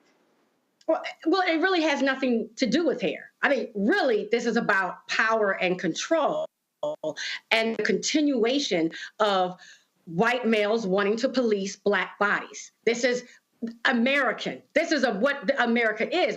They have policed black bodies since the beginning, and they want to continue to do so. They want the power to be able to do so.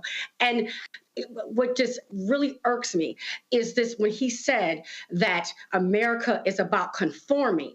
Conforming to whom? Right? Because what that says is that he believes that America is more his than ours. That is, it is on us to have to conform to the way he thinks that things should be. Not that, so he has more rights to this country. And what is interesting is that is what we have always been pushed to do.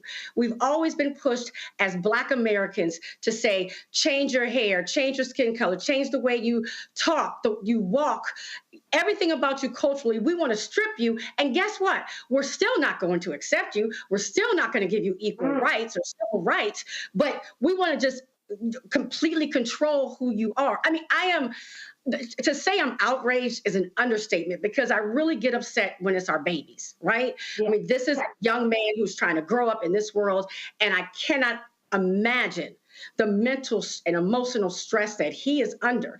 I applaud the family saying we're not backing down, because this is about far more than hair.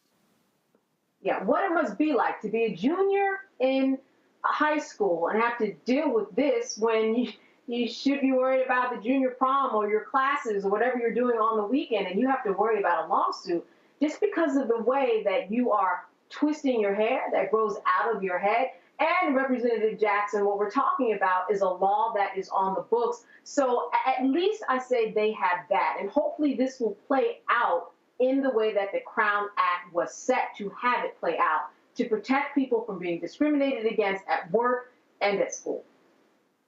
You know, one of the things I have on me today, because I took it with me at the Capitol, not sure if you can see this, but this is the Constitution. And one of the things I mentioned to my Republican colleagues, that they believe in the Constitution, we believe in the Constitution. And the Constitution says I should have equal rights and protection under the law. It didn't say anything if I'm black, white, orange, or green. That's what it says. We can read now. And so they've been attacking everything, Candace, since Blacks been involved. They didn't want us to learn how to read or write. We started learning how to read and write. Some of us got 2 or 3, 4 degrees. I'm working on my 4th degree right now. This is about power and control, to Randy's point. This has everything to do about power and control. And the reason why I got the Constitution in my hand, Candace, because I asked my colleagues, you attacked CRT and you didn't know anything about CRT. You didn't even know how to spell critical race theory. You don't even know what critical race theory is. Now they're starting to attack DEI. They don't even know what DEI is. They ousted a sister at Harvard University. She went through a rigorous process. And now you're going to say she's not qualified because of plagiarism. Plagiarism. And so I asked my colleagues, what is plagiarism today if these higher learning institutions even accept ChatGPT? Isn't that a form of plagiarism? So if you accept ChatGPT and you're attacking DEI and CRT and all these other things because Blacks are involved. Listen, I used to have an afro until I went into the Navy and they cut all my hair off. They told me that was the rules. That was the rules. And so this is about power and control, Candace. Let us not fool ourselves. Let us not be distracted. And because of where we are and what President Obama and Michelle Obama was able to do, and they gave us an image that we too can become the president of these United States. And now you have a group of folks in every aspect, in every corner of our society who are exerting power and control to ensure we do not attain that Oval Office again. That's right. And, you know, even the ad, even though it made reference to the military and their guidelines, even the military adjusted their standards when it comes to hair. They would not have you have shave off your afro. Not in 2024. Things certainly have changed, but people seem to not want to keep up. All right. Stay with us. We're going to be back after a break. You are watching Roland Martin Unfiltered on the Black Star Network. Grow your business or career with Grow with Google's wide range of online courses, digital training, and tools. Gain in-demand job skills with flexible online training programs designed to put you on the fast track to jobs in high-growth fields. No experience is necessary. Learn at your own pace. Complete the online certificate program on your own terms. Stand out to employers, get on a path to in-demand jobs, and connect with top employers who are currently hiring. Take one professional career certificate program or all 6. Earn a Google Career Certificate to prepare for a job in a high-growth field like data analytics, project management, UX design, cybersecurity, and more. All professional career certificate programs must be completed by December 31st, 2024. Scan the QR code to complete the application. There are 1,000 scholarships available. Grow with Google and J. Hood and Associates. Be job ready and qualify for in-demand jobs. Hey, what's up? Geek Tony in the place to be. Got Kicked Out Your Mama's University, creator and executive producer of Fat Tuesdays, the air hip-hop comedy. But right now, I'm rolling with Roland Martin, unfiltered, uncut, unplugged, and undamn believable. You hear me?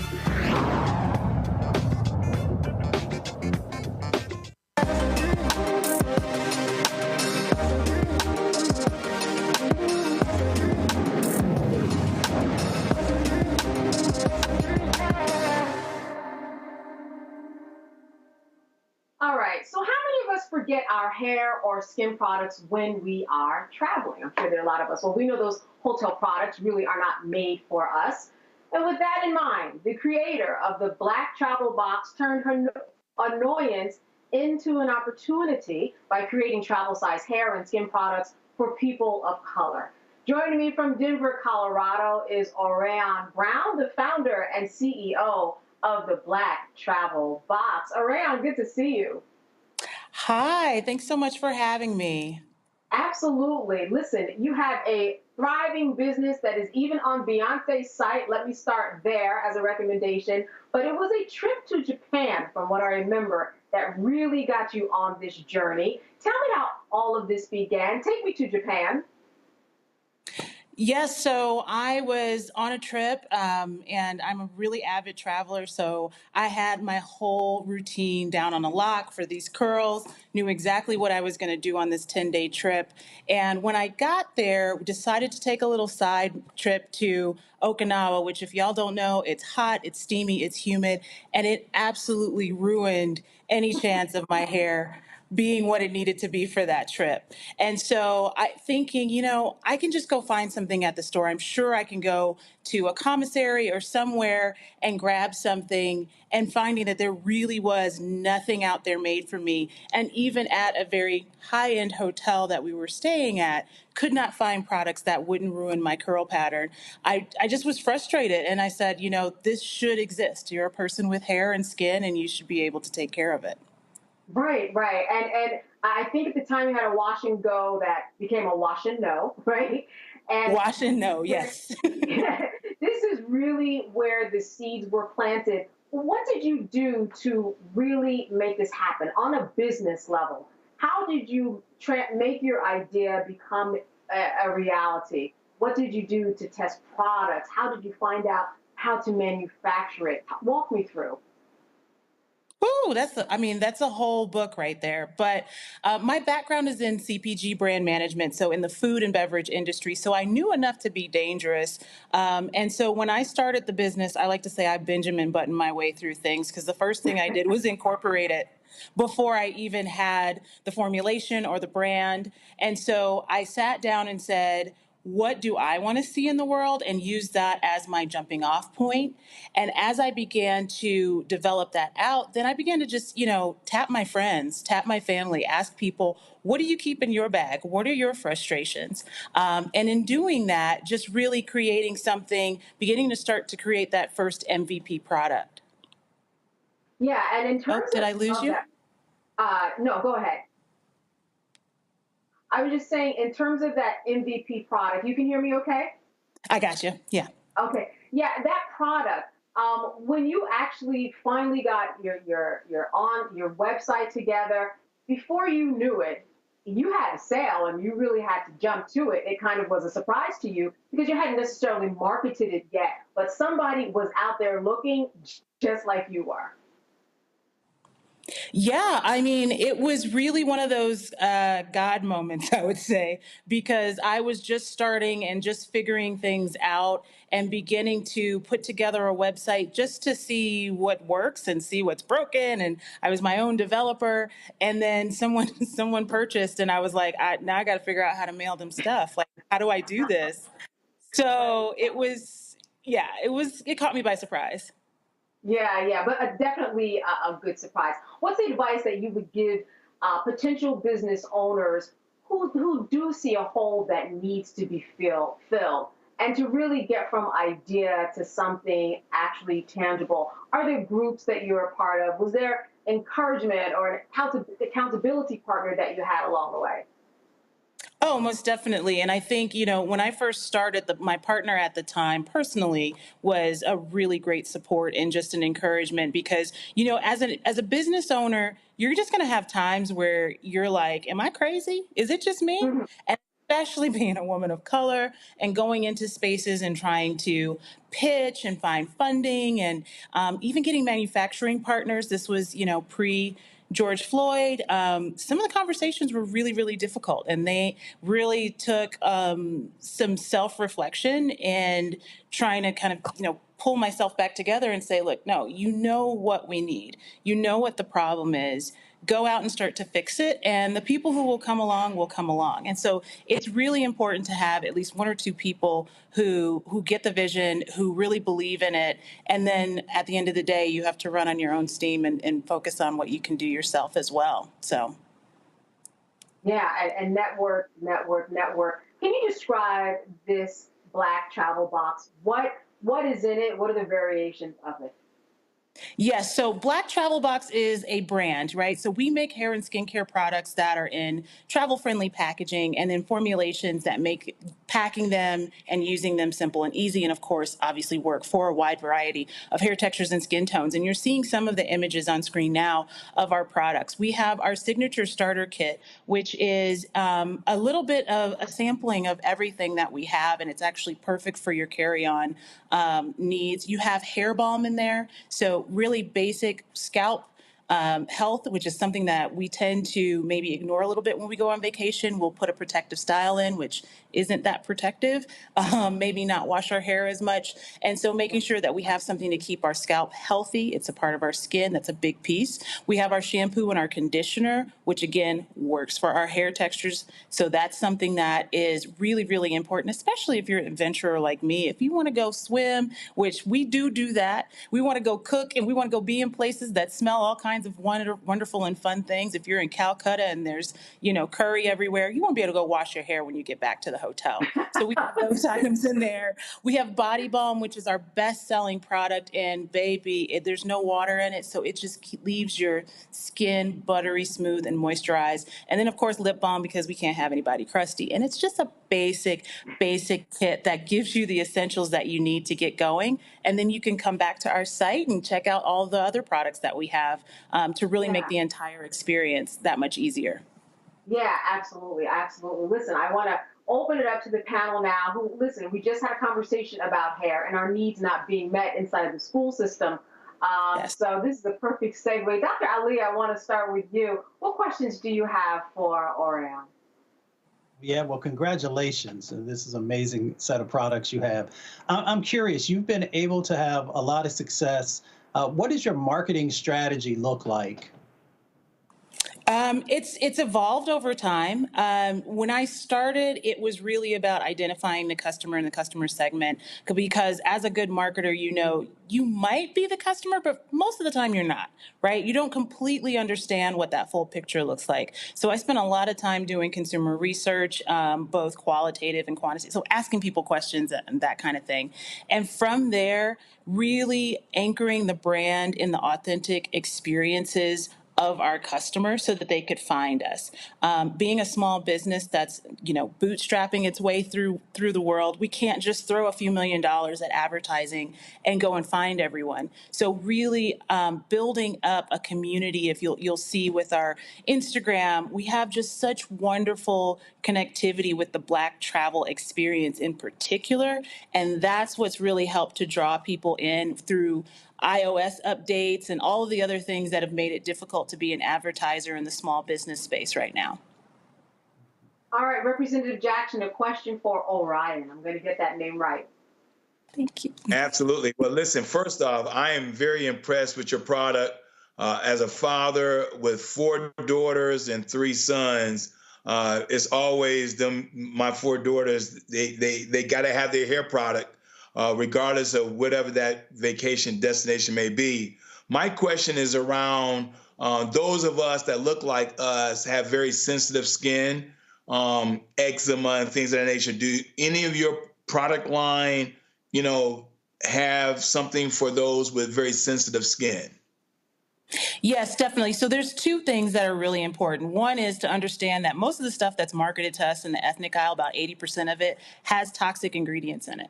And about 50% of them don't even put it on the label. So that's the first challenge, right? So if you do have sensitive skin, or even if you just have quote unquote normal skin, knowing what's in your product is really important. And we're very, very transparent about products. People ask me questions all the time. I have a whole conversation on chat with you guys about it, like no problem at all. The second piece though is we have been getting feedback. Sometimes we'll talk to folks and they say, shea butter is great, but I'm allergic to it. What can I get? And so this is where our product pipeline is starting to develop out and branch a little bit so that we can find those places where we're hearing from customers like, hey, I have a sensitivity to this or that. And then we're starting to develop around that.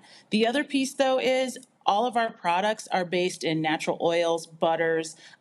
Everything is either a natural ingredient or a safe synthetic. And I use EU standards to formulate. So I encourage folks to try the product. If you have sensitive skin, do a patch test. If it doesn't work out for you, just send it back to me. We got you. No problem. Representative Jackson, you have a whole house full of young people in your home, and I bet you have a lot of products under those cabinets. I really do. But the beautiful thing is the travel size. Do you also have travel size? Because that's the other thing. We were going through the Atlanta Hartsfield Jackson airport, and we had to discard so much because it did not meet the TSA standards. Yes. So that was the first thing I started with. You'll notice anything. So we have our products currently in jars and bars. So you'll see a jar like this, which is our body balm. You'll see a bar like this, which is our conditioner. This is a solid. So the tricky part is TSA is not necessarily consistent about what they consider a liquid or a solid. So what we actually did, and you'll see that in the image that's up right now, we have smaller jars. They're at the 2 ounce size point, which cannot be disputed. It is well under the necessary limits. And because these products are all concentrated, they're the equivalent about 4 or 5 times the amount of like liquid. So when you see that shampoo bar, and I have a small co-wash bar here with me as well, this size, while it's a solid and it will definitely get through TSA, it also will last really long. This is the equivalent that'll get you to about 15 washes. So 4 to 6 ounces of the liquid stuff. So it's really about balancing both making it easy for you to travel with, less spills, that kind of thing, but also not dealing with the TSA headache because nobody's trying to catch a case. Yes, no one is. All right, Randy, question for Rayon. Well, first, I just had to congratulate you on a brilliant idea. When we used to talk about companies being inclusive, we would talk about the hotel industry specifically because we would say, if you look at the hotel industries, if you go to a hotel, every product that there has really been designed for the majority culture, right? And so if you were actually being inclusive and wanted to have products for all people, like, products that considered somebody that was not white, you wouldn't just have a blow dryer, you might have a flat iron or a curling iron, right? Because we're not usually going to be round brushing our hair. You wouldn't have that watery lotion because it's a sin in the Black community to be ashy. So we're not going to have black lotion. You're going to give us cream, right? And so so if you were considering a diverse group of people that do stay at the hotels, we're the fastest growing travelers group that is traveling now.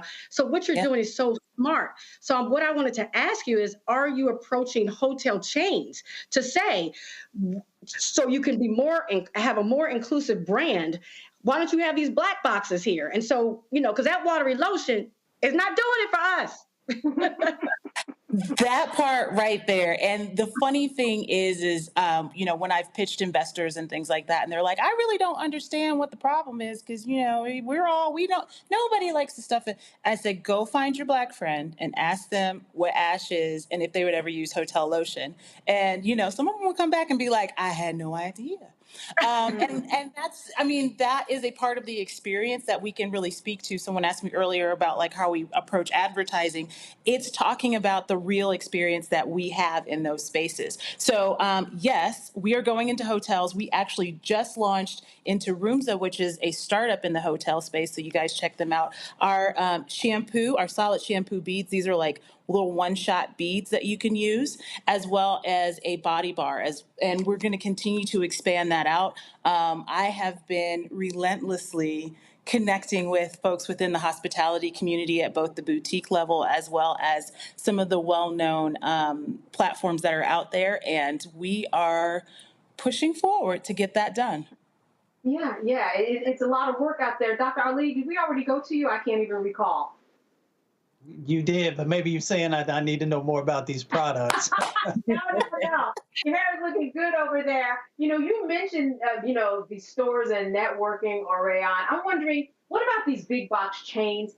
Have you gone that way? I've heard stories of people that have tried to entertain them, but the profit margin isn't big enough, depending upon if you have a large investor like you've been talking about. And I'm wondering what your experience has been with maybe a Target or Walmart or someone in that range. Yeah, so, the key, it always feels like it's a great idea to be in a big box store, and I'm not saying that that's not the way to go.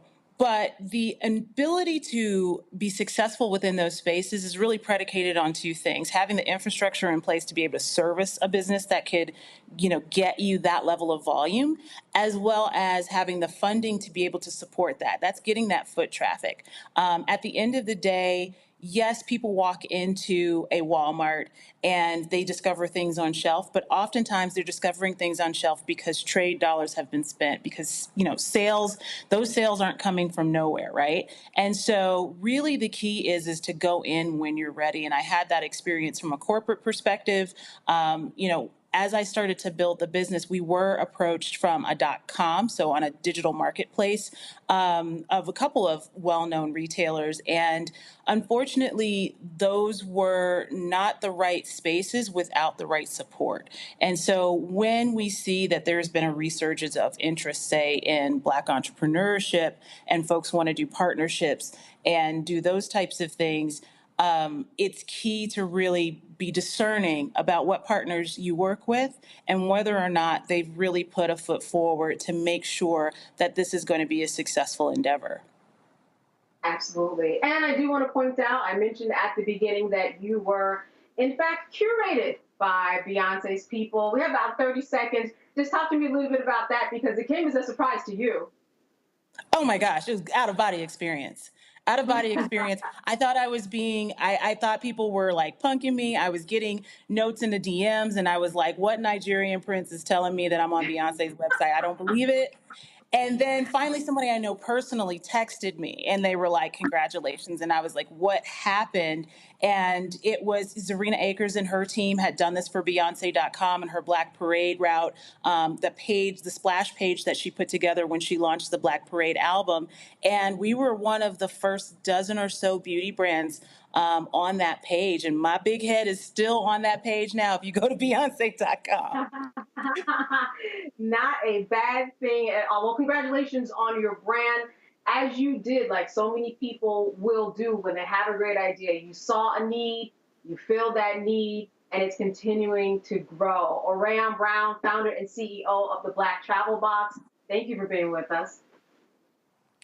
Thank you so much for having me. I appreciate it.